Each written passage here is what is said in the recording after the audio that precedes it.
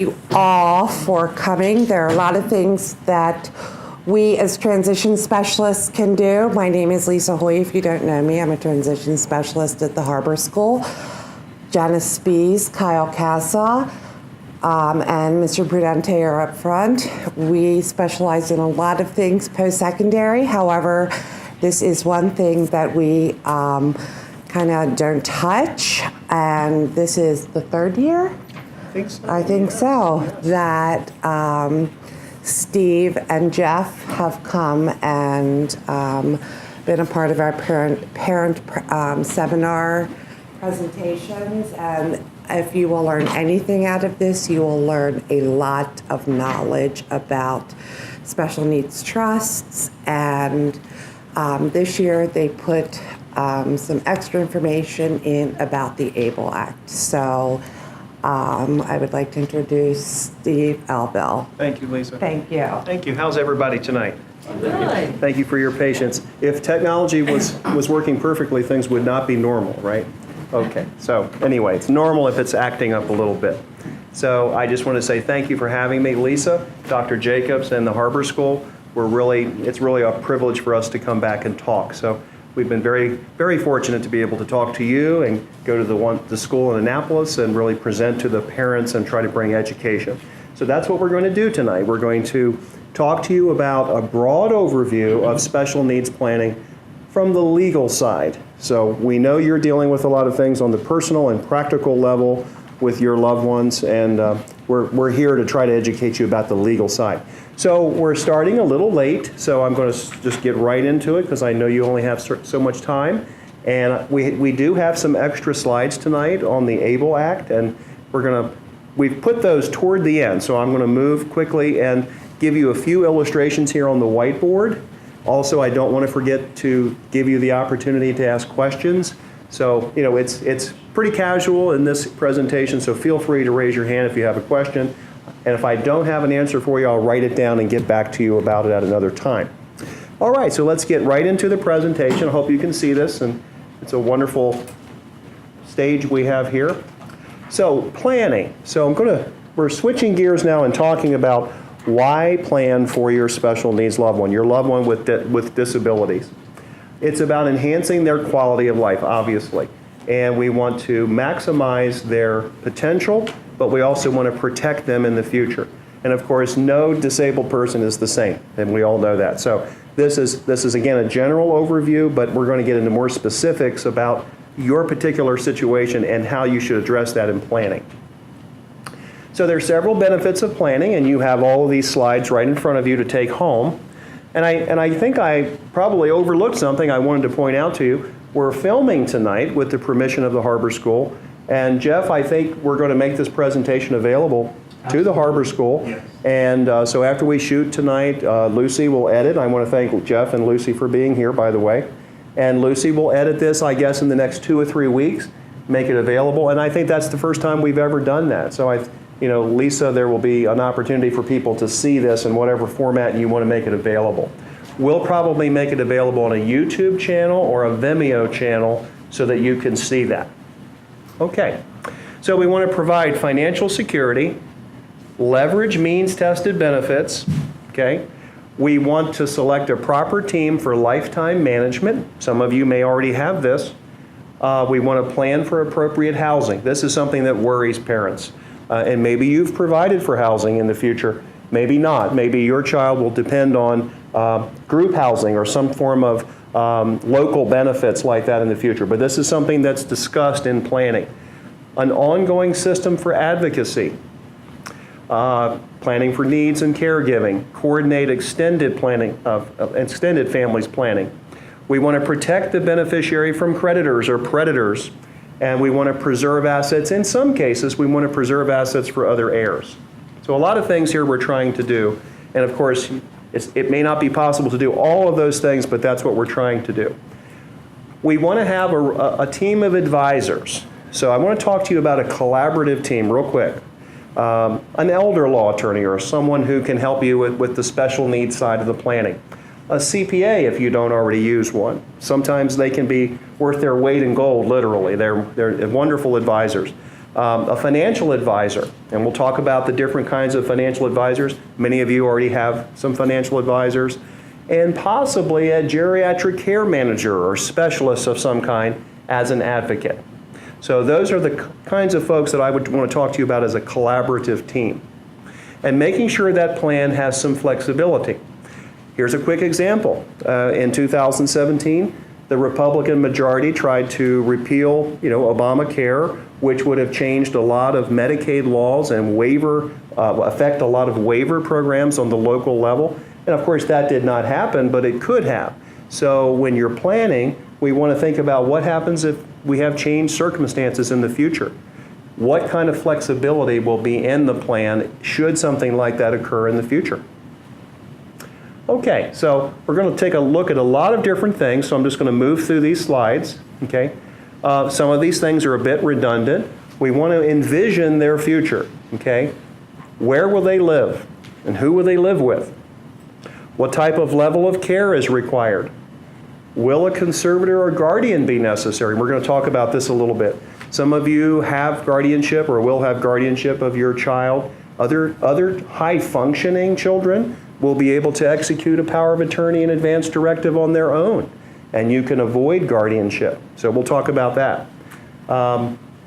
What kind of lifestyle is desired? And what are the future challenges? Now, what steps should you take? Well, there's a concept called a memorandum of intent, and we're going to talk about that a little bit. How many of you have heard of this?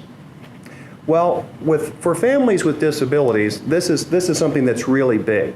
In regular estate planning, and let's say I call this conventional estate planning, we always encourage clients to customize their wills or their trusts or their estate plans in some way, even customize powers of attorney and advance directives. If I had 100 wills or 100 trusts just stacked up here, how many of you think they would look substantially similar, or do you think they would look different? Similar. That's very good. I couldn't trick you. Yes, they all look very similar. So I would encourage you to customize your estate planning, customize your trusts, and also have a memorandum of intent that goes along either with your regular planning or with a special needs trust if you do have a special needs trust. I've seen families that have very, very, very significant needs for their disabled child, and I've seen families create an entire manual for them, whereas other families might just include a paragraph like this in the trust itself. Other people will create a memorandum that is attached to the trust. So as you get our information here tonight, if you are interested in a template for what a memorandum of intent looks like in special needs planning, Jeff will send that to you. Jeff or I will send you a memorandum of intent. So all you have to do is let us know, and we will send you one that you can use. But there is no such thing as the only one. It's all subject to your customization. All right, so in that letter of intent, we're laying out preferences and needs and who are the key people in your child's life? Who are the family members? Who are the physicians? Who are the psychiatrists? Who are the social workers? This is all laid out in the memorandum. Yes, it's a lot of work to put this together, but this is the challenge of kind of doing a very high-level plan. All right, we want to estimate expenses. We want to take into consideration what are all the things that we're going to have to deal with in the future. Are we going to need to buy life insurance to fund the special needs trust to be able to have that safety net in the future if public benefits are not there in the future, which we certainly hope they will be. We have no reason to believe they won't be. So this is just something that you could use as a tool if you wanted to. When we get to the part about financial advisors, which I'll talk to you about a little bit right now actually, many of your financial advisors will have resources for special needs planning. I don't know how many of you have dealt with financial advisors. Not all of them really understand what you're dealing with, and there are, of course, folks that do understand it. So if you have any questions about who is a good financial advisor in the special needs context, I'm happy to give you several people's names that you could talk to. Mass Mutual and some of the larger insurance companies, they do have a particular focus in special needs. So there are some companies that are more focused than others.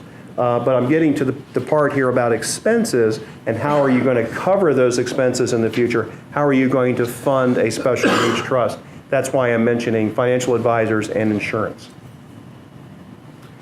Okay, we talked about a little bit about whether we need guardianship or whether your loved one could sign powers of attorney and advance directives. Now, not all special needs children who turn 18 have the capacity, not the physical capacity, but the mental capacity to sign these documents. But if they do, then you can avoid guardianship of the person and in some cases, guardianship of the property. So all we're trying to do is avoid an unnecessary guardianship. And when we get to the part about guardianship, we'll talk a little bit more in depth about that. But we'd like to avoid it if we can. And there are many disabled people who can still sign powers of attorney and advance directives. All right. And I think we'll just move on from this slide right now. Let's get into the public benefit side of things. I'm not going to spend a lot of time on this. Many of you are already familiar with Supplemental Security Income, SSI, which most children will qualify for who are disabled when they are 18. There are instances when minors under 18 will qualify for SSI, but most of the time it's when someone is over 18. And you'll notice, if you don't know this already, those who get SSI automatically qualify for Medicaid on the local level. So Medicaid benefits are automatic when you get SSI. SSI is $750 a month in 2018. So that's SSI for a single person. Social Security disability benefits, that equates to someone getting Medicare, not Medicaid. So if I have Social Security disability based on my work record or based on my parents' work record, and this is something we'll get into in just a second, then I'm going to get Medicare. The confusing part is, and some of you may be experiencing this right now, there are children who receive Social Security disability and Medicaid. They receive both. And so that can happen. But so we have basically three types of beneficiaries, if you wanted to make it simple. Three types of beneficiaries of special needs trust. We have people who are children who have SSI and Medicaid. We have children who have SSDI and Medicare. Now, if we go back to this SSI and Medicaid, that is probably the most difficult special needs trust to administer because the trustee has to know what they're doing or they could ruin or eliminate the SSI. So you probably heard about this kind of thing. So whoever is going to be your trustee, and we're going to talk about that, they need to be educated. Let me give you the name of a book, and I'm sure there's lots of books out there, but this one is called, and don't get thrown off by the name, How to Administer the California Special Needs Trust. I have found this book to be a very good book, even though the author's from California. But the concepts are universal, and they just came out with a new version of it. And it's by a fellow named Kevin Urbash, U-R-B-A-T-S-C-H. Kevin Urbash. It's on Amazon. We have copies. Oh, you have a copy. Okay, good. You sent it to us. Oh, good. Oh, Kevin Urbash, I'm sorry. Kevin Urbash. He's the current president of the Academy of Special Needs Planners. He's a great guy and a great author. And I believe that the newest version, there is another very, very good special needs planner from somewhere in the Midwest called Michelle Fuller. And she co-authored that book with him. So I highly recommend that for you or your trustee. And it's very easy to read.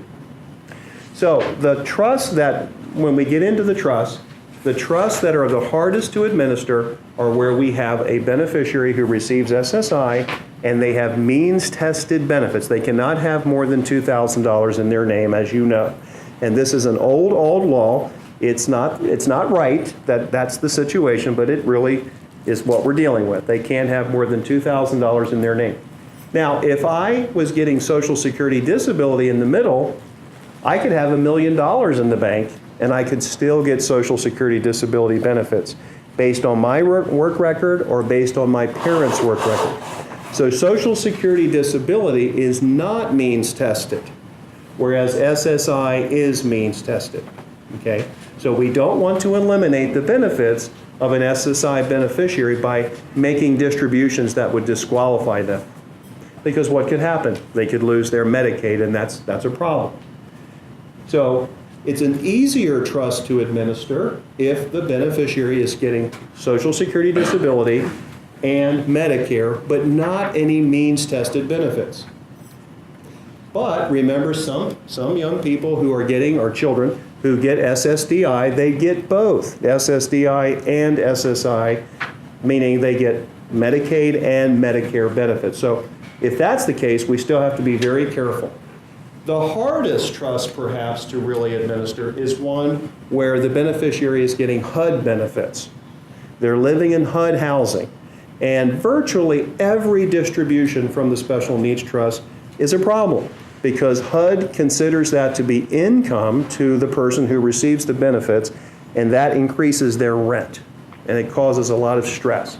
So I'm not saying don't gear your loved one toward HUD housing, but if you do, it can cause problems with special needs trusts. So that's just a little bit of a flavor of what we're dealing with when it comes to public benefits at a glance. Now, I'm not going to get into the qualifications for SSI. That's something we could talk about later, but you have this in your materials. The definitions of disability of an adult or a minor, we won't spend a lot of time on that. $2,000 is the limit for SSI for an individual, $3,000 for a couple. It's very possible to see elderly couples that have very low resources getting SSI because they have $3,000 or less. But homes are not counted. Your disabled child could own a house, and it would not disqualify them from SSI. They can own an automobile. Although you might not want them driving, they can still have a car if you wanted them to have one. Furniture, clothing, personal items, and of course burial plots and all of those kinds of things do not count. Okay? So a person on SSI can still have these things and still be eligible.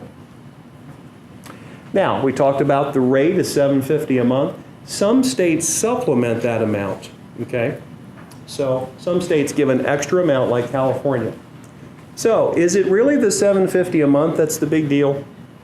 Probably not so much, but it's the Medicaid. It's the Medicaid benefits that we're worried about, especially in the years before Obamacare came out, because that was really scary. You know, if a child was disqualified from SSI, they literally could be in a bad way, be very, very bad straits, because they had no Medicaid. Now, at least, a person with disabilities can buy insurance through the exchanges as long as that continues to last. But I would still take that very seriously about not losing SSI benefits by making sure they're not over scale. How many of you know someone who has a child who's on SSI and they got too much money in their name? Well, that can happen. I was working with a very, very nice older lady who said her son, Jim, I forgot to tell you his father left him a $36,000 IRA, and I just forgot to tell you that. He's had that for 20 years. But he's been getting SSI for 20 years. So that was a problem because Social Security caught up with him and said, oh, you've got too much money.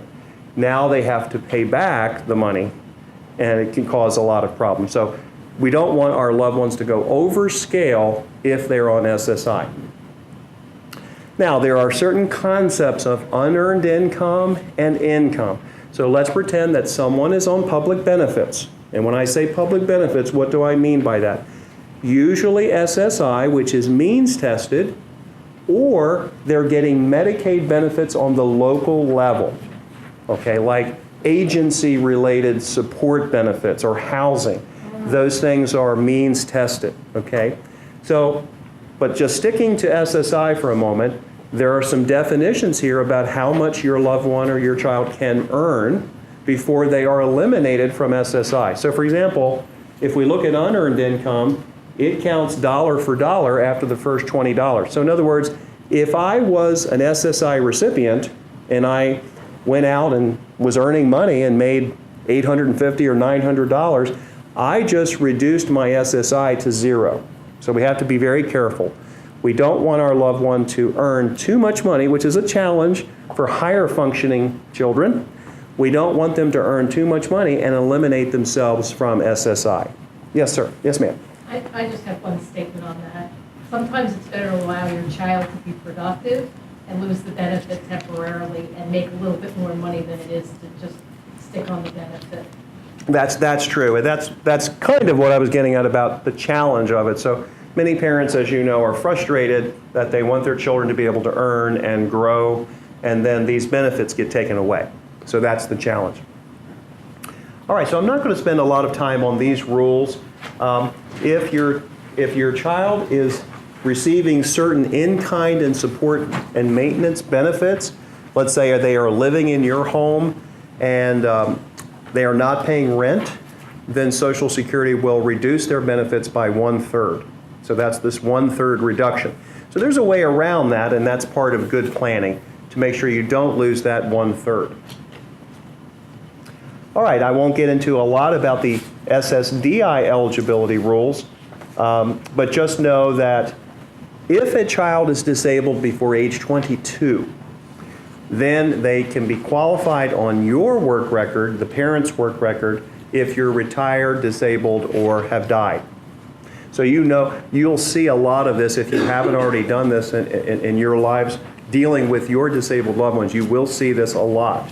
So someone who's on SSI would eventually switch over to SSDI based on their parents' work record later on in life. That happens a lot, okay? So what if you have a much older child? And I'll give you an example, and maybe you've seen this. I know of a family right now in Central Maryland. They have a 45 or 50-year-old highly autistic son, and they've kind of lived a very insular life with this son. And they've really not opened him up to the benefits that he's eligible for. They kind of keep him insulated at home. He works on his computer a lot, listens to a lot of music, but whether you agree with it or not, they've kept him kind of isolated.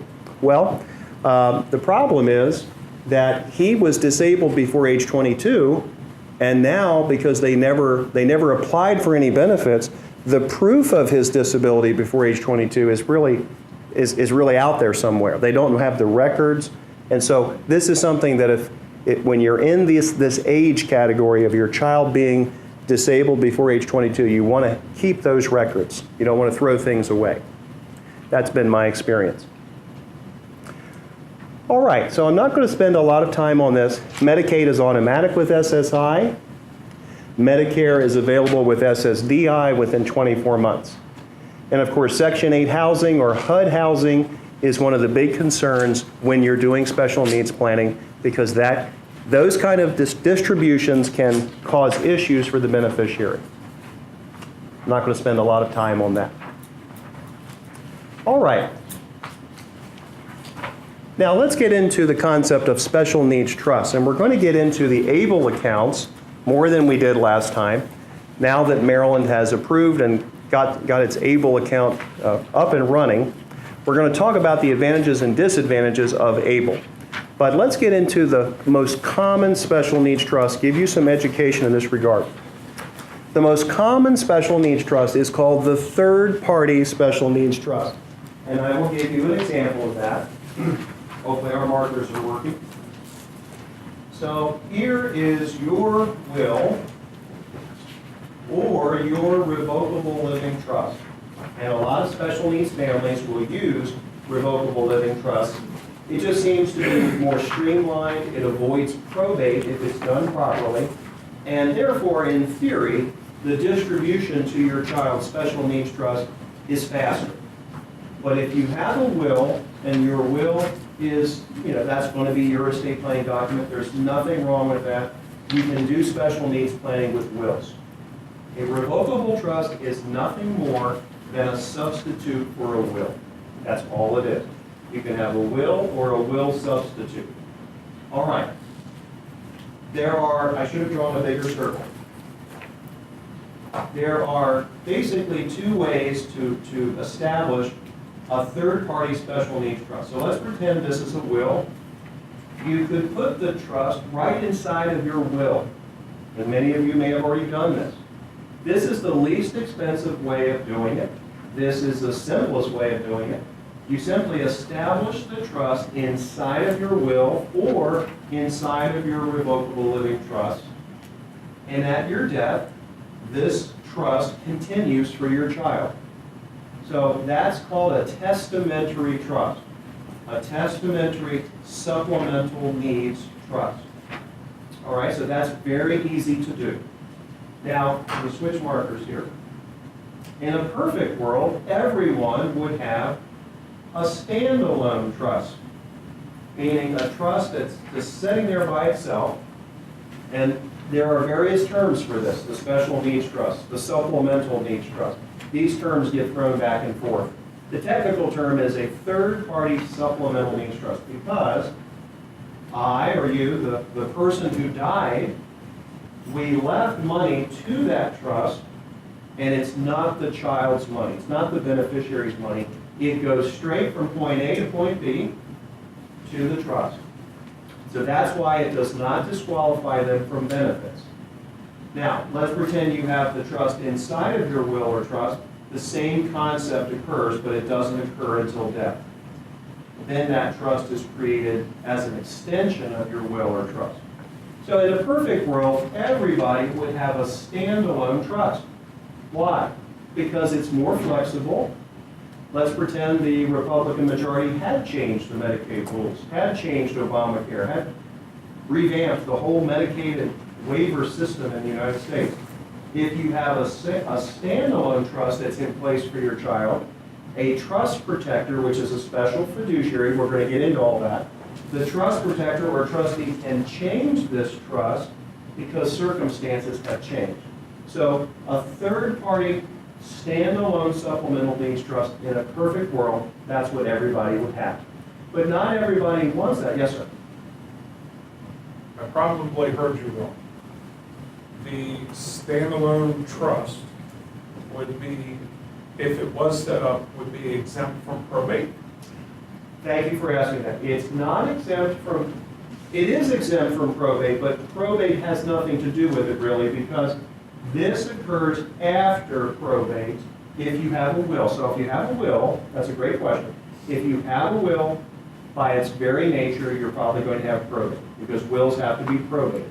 Well, the reason I ask is probate typically is 1 year.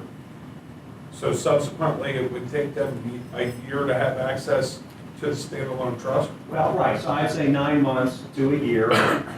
So let's pretend you get an order of court that finally says you can distribute the probate estate. Then you would be able to distribute assets to the special needs trust. But remember, these days, so many people have retirement plan assets or life insurance that it doesn't necessarily mean that you're going to have to wait a year.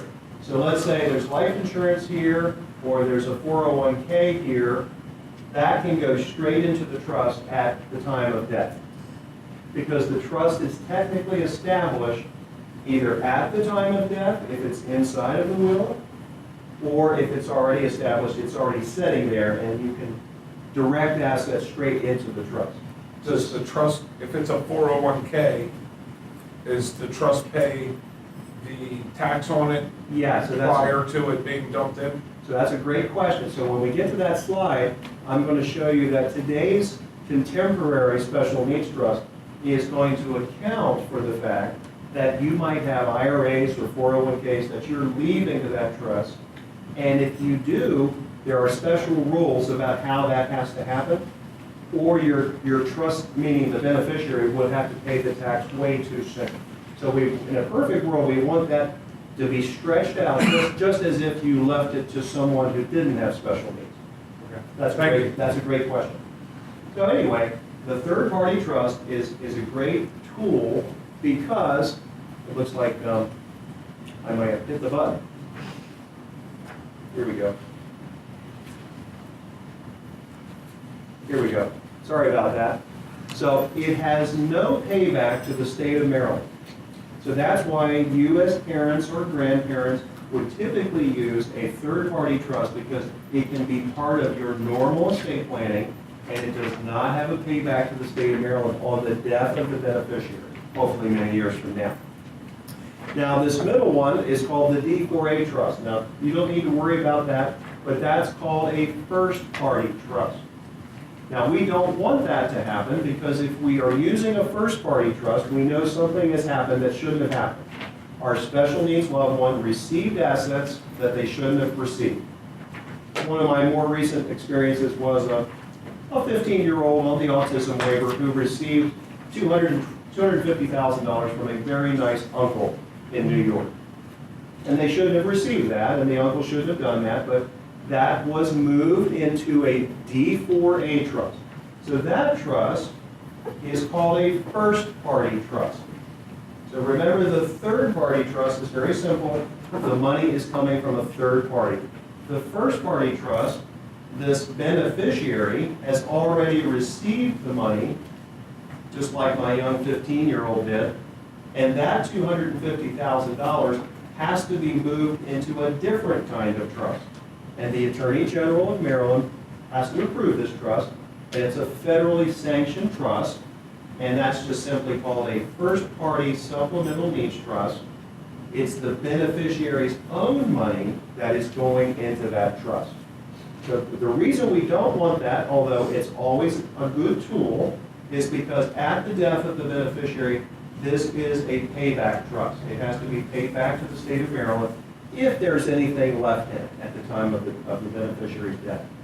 So some people are more worried about this than others. Some people don't care about the payback, but it's not good planning generally to just leave assets to a special needs beneficiary. We want to make sure that we'd only have to do this as a last resort. So this is the kind of thing that you would see. Let's say someone, heaven forbid, had a car accident and was disabled for life. That $1 million settlement or $5 million settlement, a lot of times those settlements go into the D4A trust. So it has to be established by a parent, grandparent, court, or new thing from the tail end of the Obama administration, it can be established by the disabled beneficiary. So let's say the disabled beneficiary himself or herself is high functioning. They can establish their own D4A trust. That is called the Special Needs Fairness Act that President Obama put into law right before he left office. Did you have a question there? No. Okay. And then the pool trust, but because notice that that D4A trust has to be established before age 65. That's the limit on it. And it's a payback trust. The pool trust is for someone, I'll give you a typical scenario. Someone who's 70 years old, they can't use a D4A trust, and someone just left them $100,000 as an inheritance, some long-lost relative. And they've been on public benefits their whole lives. This completely throws their world upside down. They're very upset. They can dump their money into a pool trust, and of course there's one right here in Maryland called Maryland First Disability Trust. It's a fine pool trust, and they will not lose their benefits. So in some ways, we don't want to be giving up our assets, the loved one's assets, into a pool trust or a D4A trust, but if it's going to destroy their benefits, it's a good way to restore the benefits. So those are the basic three kinds of special needs trusts. And of course, the one that's most commonly used in estate planning is the third-party trust. Now, we talked about this a little bit. A third-party trust is the best method for providing instructions and leaving an inheritance to a special needs loved one. It's called a third-party trust because it's established with your money, not their own money. It's not considered theirs. Now, you may know people, or you may have come from a family where there was a disabled person, and some families will utilize other methods other than a trust. So let's look at those. Well, we know if we leave an outright distribution to a person with disabilities, they're going to lose their benefits. Okay, we know that. I had a very high maintenance, very significantly disabled person who was getting benefits through, back then it was called St. Luke's House in Montgomery County. And basically she would receive her check, sign it over to the agency, And basically, they did medication monitoring. They gave her an apartment. They supported her tremendously. Wonderful organization, which is now called Cornerstone. And I remember the day that she received an inheritance of like $200,000 from someone, and her benefits, or her rent, I guess if we put it that way, went from like $700 a month to $6,700 a month because she became overscale. So that's what can happen when someone receives those kind of monetary gifts that they shouldn't have received. If assets are left in a trust where it's not a supplemental needs trust, let's pretend that someone left somebody a trust. So someone died and left a beneficiary this kind of trust. This is a trust for their health, education, maintenance, and support. That's a typical trust that I would call a general needs trust. It's not a special needs trust, it's for their general needs. Well, look at these two things, maintenance and support. That is a support trust. So one of the big differences you'd want to get your mind around, and this is something worth remembering from tonight, there's a difference between a support trust and a discretionary trust. So these trusts I just showed you back here, these are all discretionary trusts. So there was a case about 40 years ago called the First National Bank case.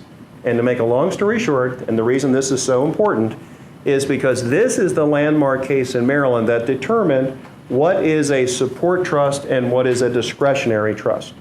So basically, the case was about a young lady who lived at Crownsville Hospital, and this was a long time ago when trusts weren't that prevalent. But her parents had left her a trust.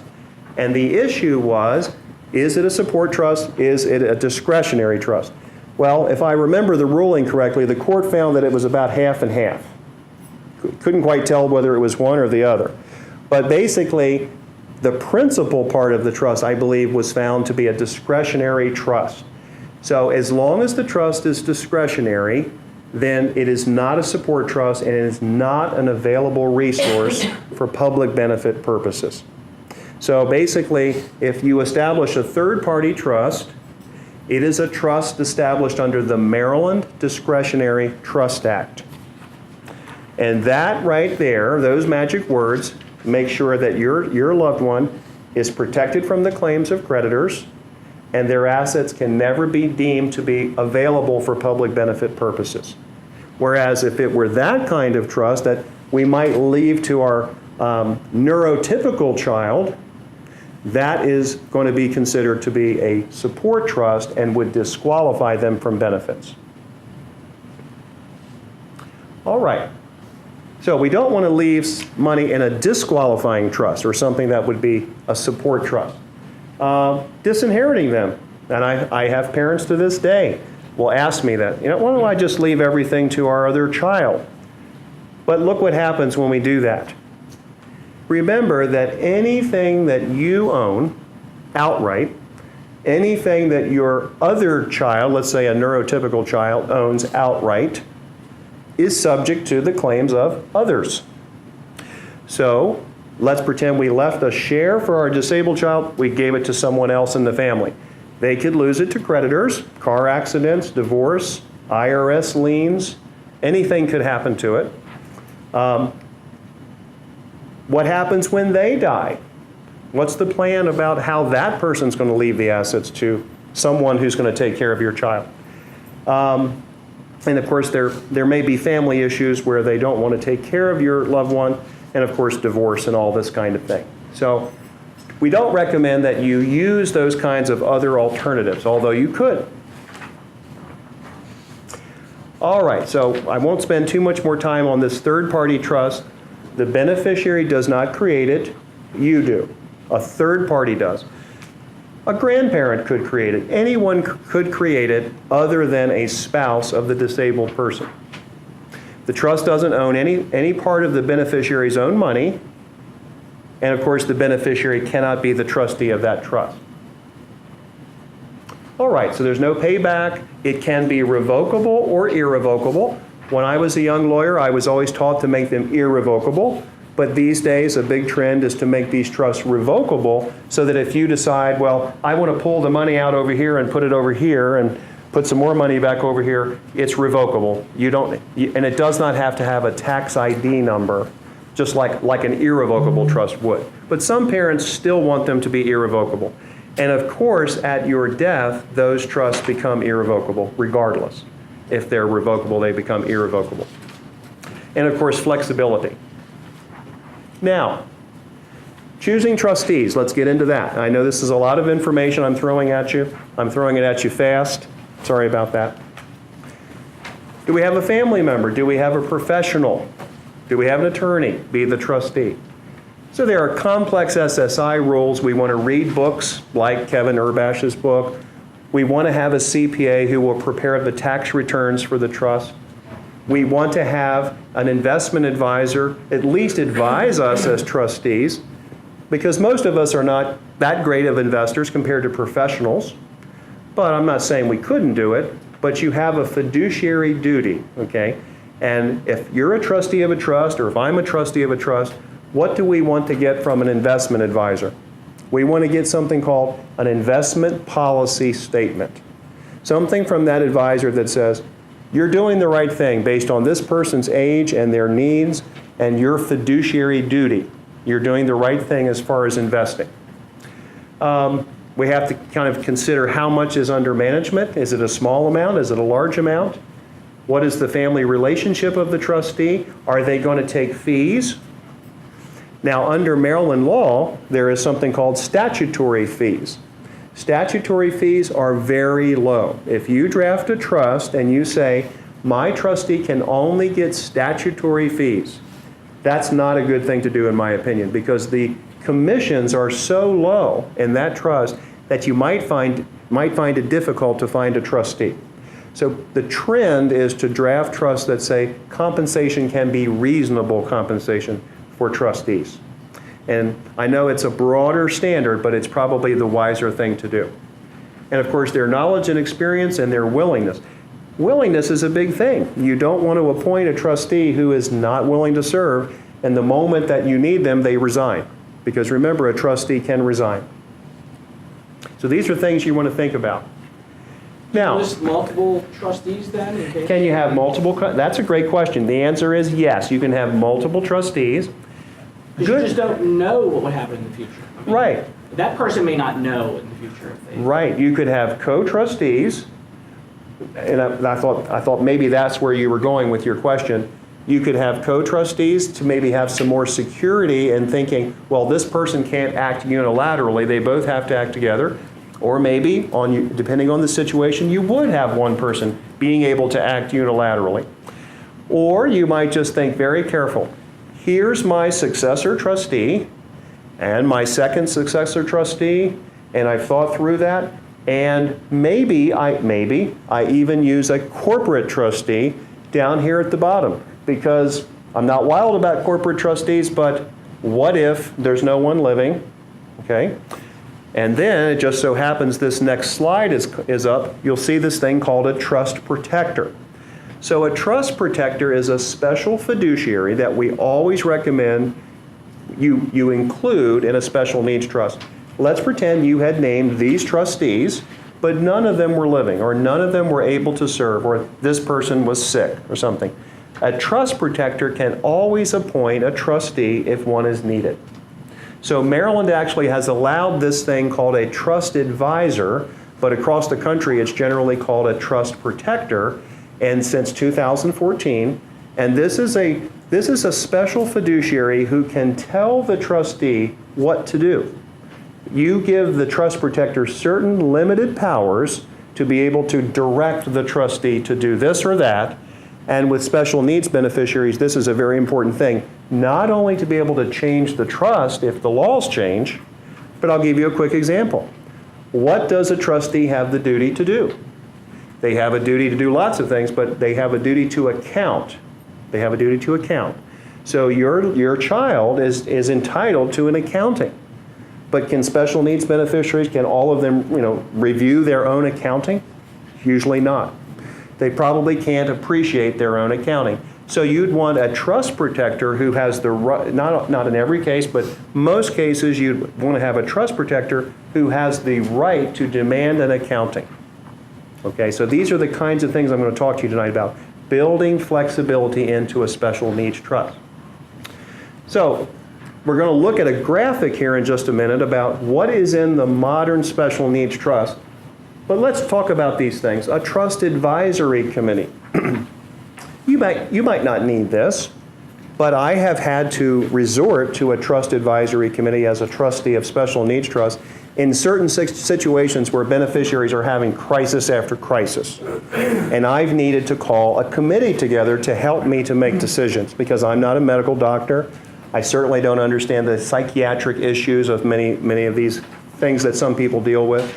And so this is a way for your trustee to be able to bring professionals together just in case they need that kind of advice.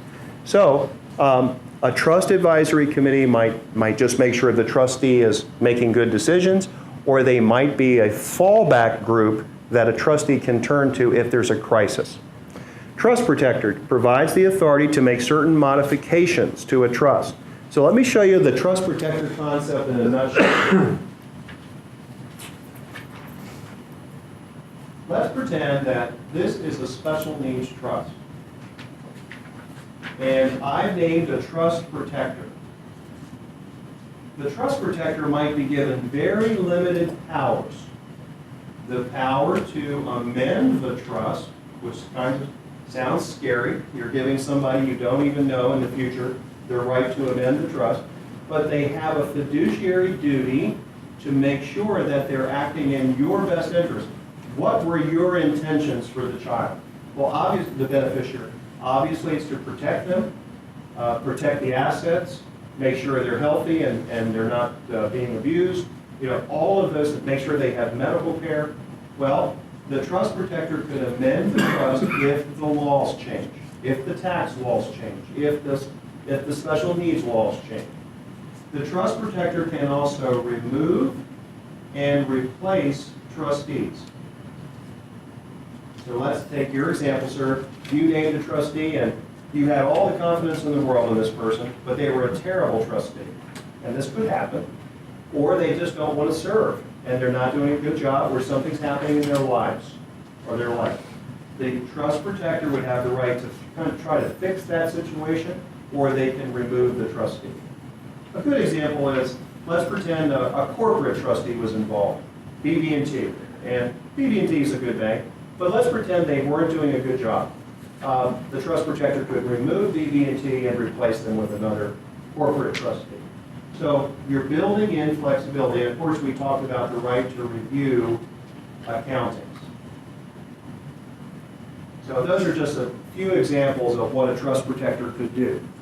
And in my opinion, you would not want to draft a special needs trust without a trust protector in this day and time. And this now is a better graphic, if you can see the bottom. We have the special needs trust, whether it's a third-party trust or whether it's a first-party trust. You have more flexibility with the third-party trust. That's the one where you're leaving money to the trust. So we have a trust protector. We just talked about that. We might have a provision that reminds your trustee that they can hire an advocate. The modern special needs trust really talks to the trustee if they read it. And that's a big thing. Your trustee needs to read the trust and understand the public benefit world, okay? Hire an advocate. I have a 80-year-old couple right now who's been taking care of their wheelchair-bound daughter their entire lives, and now they're really worried. They're not well. What's the transition going to be like? And this nonverbal daughter, you know, she only really communicates with the wife, who's a nurse. She's thankfully a nurse. But now they need to be introduced to an advocate who will hopefully bridge the gap, because the daughter lives in New York and is not going to be available to take care of the other daughter. So this is the advocate. This is the person who can make transitions. They can check up on the child once a month, once every quarter, make sure they're eating, take their vital signs, all kinds of things. The advocate. We talked about the memorandum of intent. That's something that's easy for you to work through and take some time and put that together. We talked about the Trust Advisory Committee. And then, sir, you asked about the special retirement plan considerations of a special needs trust. All right, it's going to be challenging, but I'm going to show you what that means. So let's try to get our minds around the retirement plan provisions of a special needs trust and why that's important. So here's the special needs trust, supplemental needs trust. And let's say there's an IRA going to come into this trust. Now, if the IRA was coming to an individual, that person would be receiving what? An inherited IRA from you, okay? But we know we're not going to leave the IRA outright to our special needs loved one because it's going to destroy their benefits, let's say. And they shouldn't be having money in their own name. So we would leave the special needs trust as the primary beneficiary of the IRA. Now, Uncle Sam doesn't like it when you leave IRAs to a trust. So when you leave IRAs to a trust, remember that general needs trust I was showing you, the health, education, maintenance, and support? Let's pretend you had a neurotypical child and you wanted to leave an IRA to them. The IRS says that's fine, as long as this trust says all the magic words it's supposed to say, and as long as this neurotypical child takes their minimum required distribution every year. So in other words, you can leave an IRA to a child and give them asset protection, because the Supreme Court said that IRAs do not have asset protection about 5 or 6 years ago. You have asset protection in your IRA, but your children do not in an inherited IRA. So that's just something to know. They have no asset protection unless you leave it in a trust. So you can leave it into a typical trust, and as long as the child takes minimum distributions, the rest of it can be in the trust, and they would have protection from creditors or bad marriages. But if we leave it in a special needs trust, do we want our disabled child getting minimum distributions? Usually not. So, especially if it was a larger IRA. So let me get rid of this. So the minimum distributions they come into the special needs trust and they get accumulated inside of the trust. So Uncle Sam does not like that because they don't get to tax the minimum distribution the way they want to, and then they'll say this, oh, you don't get to stretch it out. This child would have been able to stretch it out for their entire lives, but this special needs child does not get to stretch it out. They have to pay tax in 5 years. They have to pay all the tax in 5 years. So what you want to do in the modern special needs trust, usually, we want to make this what we call an accumulation trust for IRA purposes. And that simply means we need to take that seriously. We have to jump through some hoops here to make sure that this special needs child can stretch it out for his or her life expectancy and still accumulate the minimum distributions inside the trust. Now, can the trustee distribute those out? Yes, at his or her discretion. But the minimum distribution does not automatically go out to the child. So that's why the modern special needs trust, people are saving serious money these days in IRAs and 401ks. And this is a major source of where the money comes from. So that's why we want to make sure we can stretch it out if we can. So there's a little bit of a complex rule there. Yes, ma'am? So is there any way to have, to do the payment, the tax payment on the front end as it's coming into the trust and do something like a Roth? That is a great question. That is a wonderful question. I would say yes, but you'd still be paying the tax ahead of time. And I'm not a financial advisor, but you'd be paying tax ahead of time, and that you might not want to be doing that at that time. But I think if you said, I've set aside money and it's going to be a Roth and I'm going to pay the tax ahead of time, yes, you could in essence get rid of that issue. And I'd have to think through it, but you'd get rid of most of that issue in advance.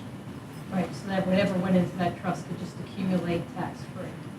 Right, because minimum distributions, I believe I'm correct on this, are not required with Roths. So I think that's a strategy you could actually think about and we could look at. Okay, yes ma'am. When you said make it an accumulative trust, it's still subject to paying the taxes after the 5 years? Okay, Or does, so I'm being a bit confusing by getting through this quickly, but the IRS has a rule that says if you leave an IRA to anything other than a human being, anything that doesn't have a heartbeat, an estate, a trust, and you don't have the right language in there, it's going to trigger the 5-year rule. So it all has to be paid out in 5 years and taxed in 5 years. So done properly, this accumulation trust does not have to be taxed in 5 years and can be stretched out on the life of the child.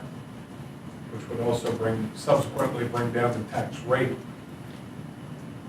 Yes, except for the fact that there's also the trusts are taxed differently.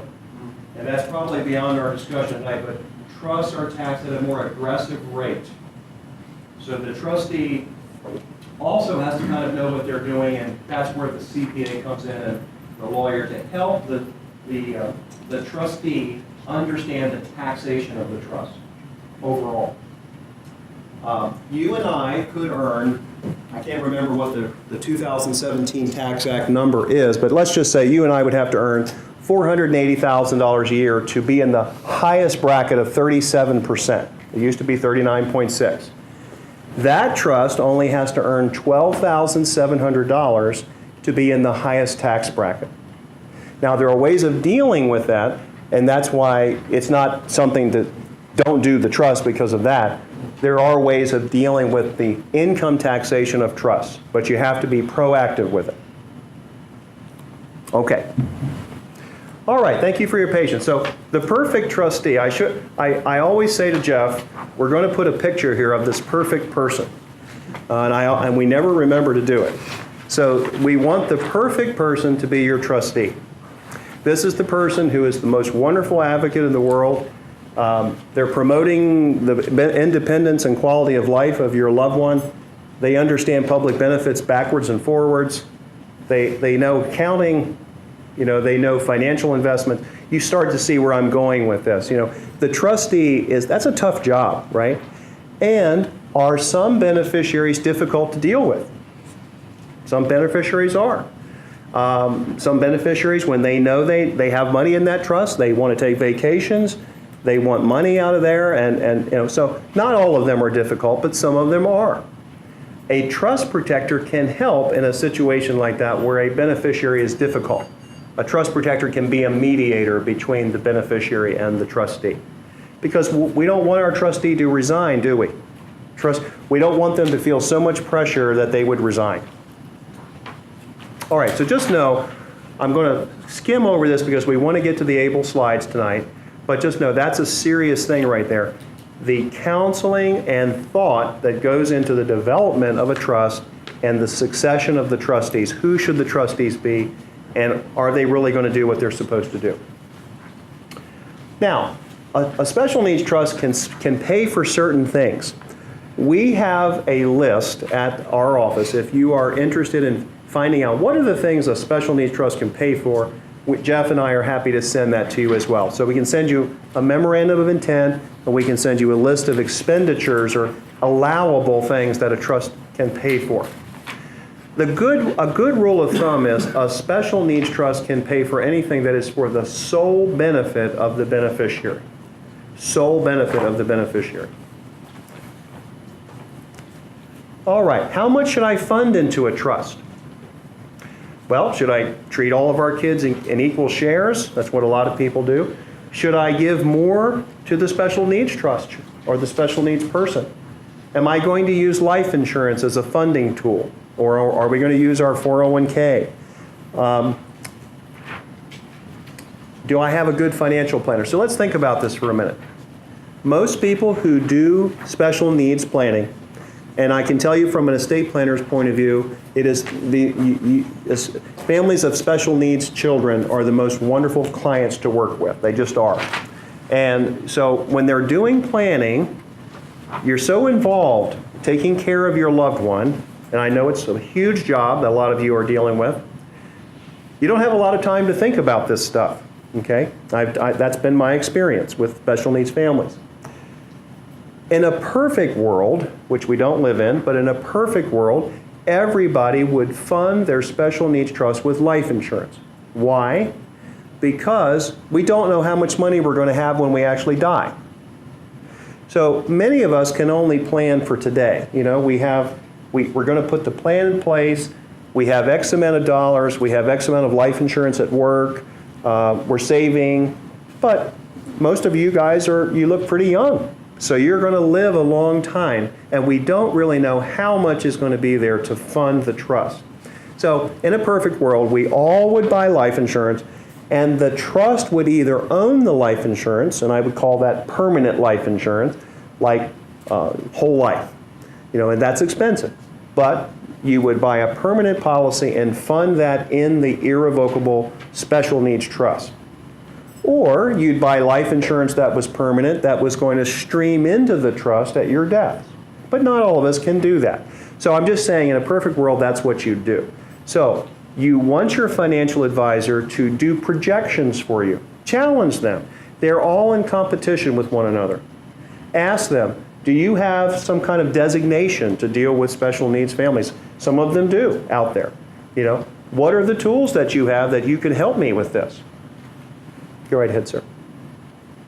It doesn't pertain to us, but the state had set up a program for in-state college tuition. Okay. Okay, is there anything similar to that to dump money into funding a trust? Good question. That would be specific towards education? Yeah. Not that I'm aware of. Not that's specifically designed to be warehoused in a trust. Yeah, because that program is very specific with regard to it not being eligible. It can't be used for a trade school, things of that nature. It's very defined with the type of educational facility it can be used in. Right. Specifically in-state or preferred in-state, you take a penalty out of state. But I didn't know if there was a branch off of that for special needs with regard to trade school usage things. I know it's going to sound like a trite answer, but I think in the future, No, it's not. I think you're going to see something like that in the future. I think this wave of new laws that have come through recently, ABLE and the Special Needs Fairness Act and all this kind of thing, I think you're going to see a new set of parameters, because the old parameters are so old. I mean, the $2,000 minimum or the threshold, I think that's from the 60s. Sir, did you have a question? I'm sorry. So I do think in the future you're going to see some new things. So think about that. You're not relegated to have to figure this out yourself. When I go to a special needs symposium, Mass Mutual is there. I'm not trying to push Mass Mutual, but they're there. I mean, they're there every single time, and they're trying to show that they have an interest in special needs planning. So, they have tools, and you should utilize those tools. And you've got your choice these days. We have insurance specialists, people that say they have a specialty in special needs planning, certified financial planners today. About 40% of all financial advisors today are certified financial planners. That's something you should take advantage of. When I was a young lawyer, you could only find 2 or 3 certified financial planners wherever you looked. And now everybody seems like is a certified financial planner. So you're living in a good time to really, in your spare time, really look at what's out there. Okay, the first party special needs trust, I'm not going to spend a lot of time on this, but it is a nice tool. An argument can be made that when you do a third party special needs trust as part of your estate planning, you should go ahead and get a first party special needs trust approved, because the Attorney General approves them. Now, the Attorney General has been very, very slow in past years, and I'm talking very slow. you have to wait 6 or 8 months to get it approved. Nowadays, for some reason, they're approving them in 2 or 3 months or less. But an argument can be made, if you're going to get a third-party trust, go ahead and set up the first-party trust so it's already there if your loved one gets money in their name and they need to get it out of their name. So that can save someone from being kicked off a waiver program or other public benefits. But these are payback trusts. So do we want to get all excited about funding a trust that is going to be paid back to the state of Maryland? Some people feel strongly against that, and other people don't care whether it's going to be paid back to Maryland. I've met a lot of families that are very grateful for the benefits that are available. They're not against the trust being paid back to Maryland. So it just depends on how you feel about that. But that first-party trust is commonly used in a personal injury award, or like I've said a couple times tonight, when someone receives an inheritance and they shouldn't have received it. That is there for that purpose. All right. Even though we got started a little late, it's still only 10 till 8, so I think we're good for another 10 minutes or so, if you're still hanging in there with me. Now we're going to talk about ABLE, okay? And in the past, we talked about ABLE in the context of being able to set up ABLE accounts in other states, like Ohio and other friendly states that you could go use their laws to set up an ABLE account. Now you can do it in Maryland. Okay, it's an investment option for people with disabilities. It's designed to allow beneficiaries to save for everyday needs while investing in a tax-free account. It does not disqualify a beneficiary who's receiving means-tested benefits and has that resource level of $2,000 unless they go over $102,000 in the account. So a good way of thinking of it is, we're going to see what the maximum is, which is over $300,000. But if you go over $102,000, $100,000 in the ABLE account and $2,000 in their individual name, then you're going to be disqualified from SSI. So just remember that. Funds can pay for certain expenses related to the disability. They grow tax-free. They're not counted, as I said, for public benefits. They're distributed for the benefit of the person who is disabled. The state has to establish it, and we're going to talk about that. Or states have to establish it, I should say. And of course, you can use it in conjunction with a special needs trust. You don't have to have one or the other. All right, permitted distributions. Now, this is fairly new, right? Because Maryland just launched this in January, or late December. Education, housing, and transportation. Employment and training. I mean, a good thing about this is they're being right up front about what it can be used for. And a lot of times with special needs trusts, there's a lot of ambiguity about what they can be used for. Here it's right in black and white. Assistive technology and support, health, prevention, and wellness, legal fees, expenses for oversight and monitoring, financial management. Okay, here's one of the things that drives elder law attorneys crazy.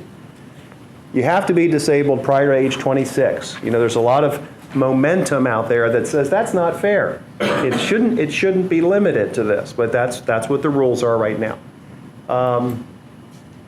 And of course, if you have to be entitled to receive SSI or SSDI, or you have to get a valid disability certification from Maryland, basically.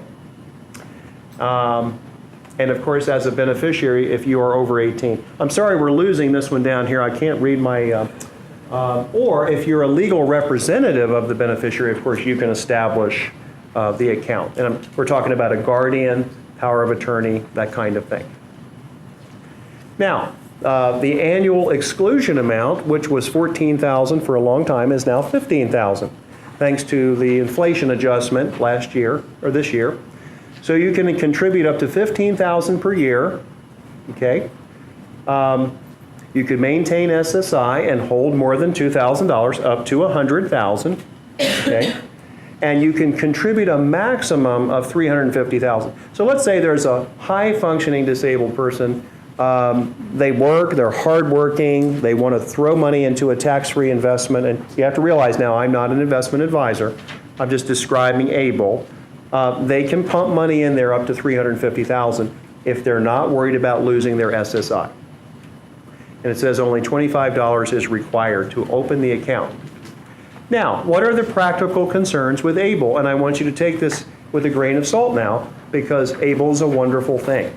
It's a truly wonderful thing. And as I told this gentleman, I think these rules and these new concepts for people with disabilities are going to continue to expand. That's my feeling. But you have to be under 26 to be able to qualify for it. It is a payback account. So this is, I think, somewhat discouraging, but most of the time this is not something that discourages families, oddly enough. And I think that's because you're so enthusiastic about it. Would I want to pump a ton of money into this account if I could avoid the payback? Probably not. I mean, I probably wouldn't do that. But, and let me ask you this, how many of you have an ABLE account now? Just wanted to check. Okay, so don't get me wrong. You should use an ABLE account if it serves a good purpose for your child or loved one. It makes them happy. They're accumulating money that's theirs, and they don't have to have it out of their name, and they can accumulate money beyond $2,000. But you have to remember, it is a payback trust, or a payback account, I should say, similar to a payback trust. All right, and annual contributions are limited to $15,000, which is called, of course, the annual gift tax exclusion. So that's the only practical concern I have about it, is we're used to trying to get people to avoid the payback, but for some families, and let's be honest, the payback is not a concern, and for other people it is. So what is a special need trust? Well, there's no payback if it's done properly. As opposed to ABLE, there's no limit on the annual amounts that you can put in. There are no restrictions on distributions as long as it is for the sole benefit, it should say, the sole benefit of the beneficiary. And there are no restrictions for establishing the trust as far as their age, unless we're talking about a first-party trust and we're worried about age 65. Now, as far as the first-party trust, this is very similar. There's no limit on the annual contributions. There are fewer restrictions than for ABLE. But of course, we have to establish that trust and fund that trust before age 65. But with ABLE, on the other hand, with ABLE, contributions can be accepted after age 65. So that's a good thing in favor of the ABLE account. And remember, the first-party trust is a payback trust also. So the ABLE and a first-party trust are payback trusts. Now, pooled trust, I'm not going to spend a lot of time on this, but that's a first-party trust also. The disabled person received money. They, for some reason, did not use a D4A first-party trust, and they dumped it into a pooled trust to save their benefits. All right, so how does one open an ABLE account? Of course, you can go to marylandable.org. There's the phone number. They've got some great material. Put the minimum deposit in there, and an annual fee is $35, it looks like. And of course, Maryland is just one ABLE account. There's other states that allow non-residents, like Ohio, I believe, will allow you to establish an ABLE account there. But of course, you probably would just do it here in Maryland. All right, so what is the process of establishing a special needs trust? Well, and long story short is, that would be typically a part of an estate planning process. There are people who come to firms like ours or other law firms, and they strictly want to get a special needs trust. But most of the time, it's part of an overall plan. So real quick, because I want to talk about guardianship before we wrap up. Most of the time, a family is going to establish either wills, powers of attorney, advanced medical directives, and a supplemental needs trust in the case of a special needs plan. Or, of course, the special needs trust could be right inside of the will. Again, what is the big advantage of this separate special needs trust? I just realized I didn't tell you one of those when we first started. The big advantage, number one, is that this is a bit more flexible in that it can be changed if the laws change or the situation changes. But the second thing I failed to bring to your attention is, if it's a standalone trust like this, other relatives can leave money to it should they die before you. So that's one of the advantages of the standalone trust. Or this could be a revocable living trust that would leave assets to the standalone special needs trust, or the special needs trust could be right inside of the revocable trust. So I guess what I'm saying here is, many times the special needs planning is part of this planning, or if you already have a plan, you could just add the trust to your plan and make a few adjustments. All right. And of course, a little bit of preparation, a good estate planning attorney or special needs attorney is going to get a lot of information from you, walk you through a series of educational meetings, design the trustees, design the trust protector concept, make sure you understand all those things, and basically build something that is very flexible and very customized, including your memorandum of intent. And of course, whether we're going to fund that trust at death or are we going to fund the trust during life. Most parents fund it at death, honestly. But again, in a perfect world, we would all fund it immediately with something permanent because we don't know what we're going to have at our death. All right, last thing I want to show you, and I know this is a heavy topic to wrap up with, but I wanted to put those ABLE slides in there, is guardianship. Many parents have a concern when their child turns 18, do I need guardianship? So I'm going to try to give you some general answers and some general constructive advice as we wrap up. So if you've never filed for guardianship before of anyone, it's a court process. And your disabled child is entitled to representation. They're entitled to a court-appointed attorney, okay? Because a guardianship is an adversarial proceeding. Let's pretend someone was trying to get guardianship of me. They were trying to get guardianship of my property or my person. I lose my legal rights. So it's a serious thing. Someone's trying to do something to me to take away my rights. So that's why your child is entitled to representation. Now, what could your child lose? They could lose the right to vote and all of those things. So it's a serious thing. So unless you specifically ask that your child not lose their right to vote, that's the kind of thing that could happen in guardianship. So to make a long story short, you don't necessarily need a guardianship of your child when they turn 18, because maybe they're high functioning and maybe they can sign powers of attorney or advance directives. Or maybe you slide by for a few years and the physicians, your child's doctors, never really enforce the HIPAA laws and you never run into a brick wall of making decisions for them. But a lot of parents will go ahead right at age 18 and get the guardianship. Now let's pretend you did that. Here's the biggest thing to understand. When your child is represented by the court-appointed attorney, some of them are very easy to deal with and they understand what you're doing and they do a good job of representing your child. And other of them are sometimes overzealous. And they can be very upsetting to you as a loving parent who's taking care of your child for your entire life, and now your child is represented by an independent attorney, and that attorney is taking an adversarial position towards you when all you're trying to do is get, control over your child to make sure you can make their decisions and take care of them.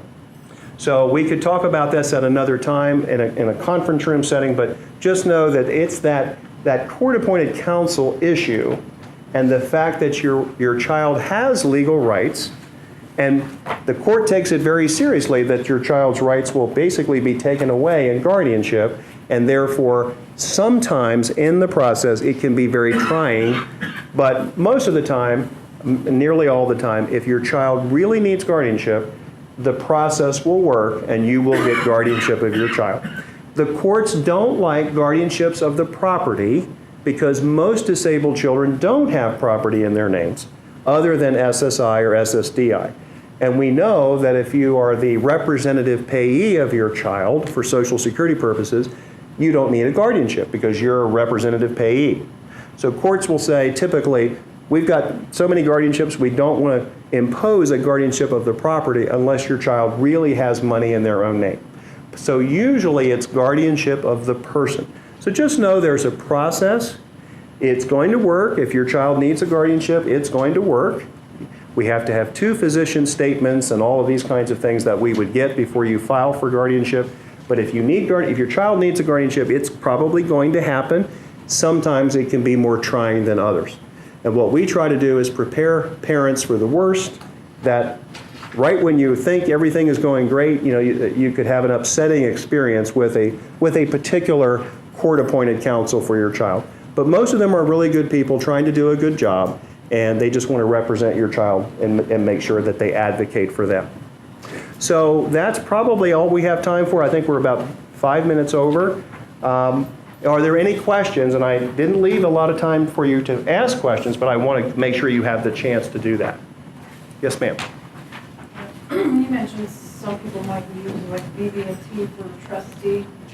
If you did that as like the third successor, how do they charge you for that, or do they only charge you when you use them? Good question. So the question was, if I use a bank, let's say, and how do the banks charge? Well, every single corporate trustee has their own schedule of fees. So some of them are certain fees, other of them get them approved by the Secretary of State to charge higher fees. So that's why you'd want to interview 2 or 3 banks and really see what they do for special needs people. Some banks don't handle special needs trusts at all. So what happened is, in your will or trust, that particular trustee would most of the time have some provisions. So let's take BB&T. They would say, typically, well, here's some BB&T provisions we want to see in the trust. And what that basically means is they're a corporate fiduciary. They get paid according to a certain set of guidelines that you would be agreeing to. So each corporate fiduciary has their own little provisions that the lawyer would put in, but they do not get paid until they are serving. So just because you put them in there doesn't mean they're going to get paid, because they might never serve. And then the other thing we want to be concerned about is minimums. So let's pretend you have this bank over here, and they're very eager to be your trustee, but then you find out, well, they won't accept a minimum of less than $700,000 or $500,000. So what if, for some reason, your assets are not quite that much? That means they may not serve. So that's why we want to have a trust protector in there to make sure somebody can get appointed. That's a great question. Other questions you might have? I know it's getting late. And I talk nonstop the whole time. Yes, ma'am. If you have someone, say like a grandparent who's going to leave your special needs individual something, and there is a special needs trust. Yes. Is it left in the name of the trust or of the individual? That's a great question. It's left in the name of the trust. So this goes to a good question that I'll cover with you that is a good thing to leave here tonight thinking about. And that is titling of assets or beneficiary designations of assets are the key to estate planning. Because if that beneficiary designation is wrong, that plan could fail.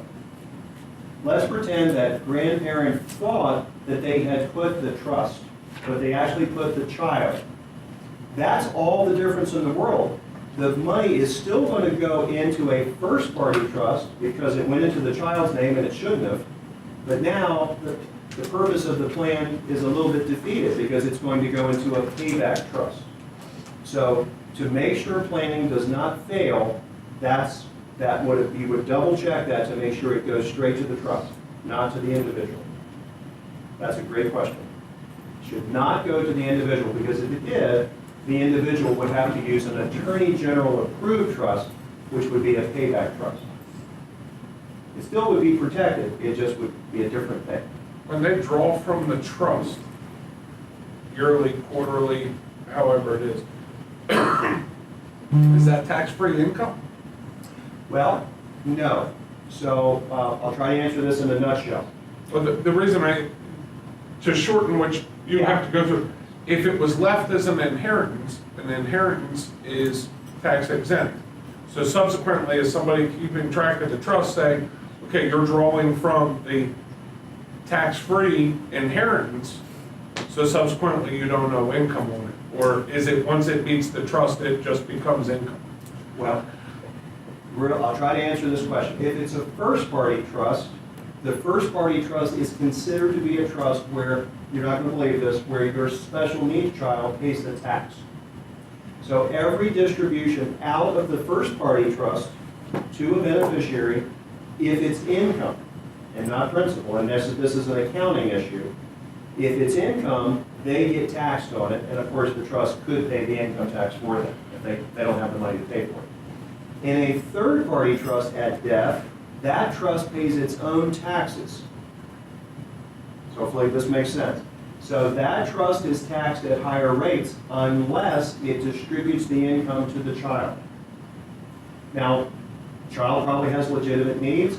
Remember, it could be distributed to the child or for the benefit of the child. It probably would be distributed for the benefit of the child, but it's still being distributed out. So my point is, in that third-party trust, the trust is either paying the tax or the child beneficiary is going to be paying the tax because the income is distributed out. And so in a first-party trust, it's a little bit different than the third-party trust. But the trust creates income after it receives principal. And that someone has to pay the tax on that income. It's either going to be the child, the beneficiary, or it's going to be the trust. All right, sorry about that. It's clear. I know it's clear as mud, but that is trust taxation. Thank you very much, and you're a wonderful audience. Thank you for having me, Lisa, and thank you very much, Dr. Jacobs. Thank you. Yeah.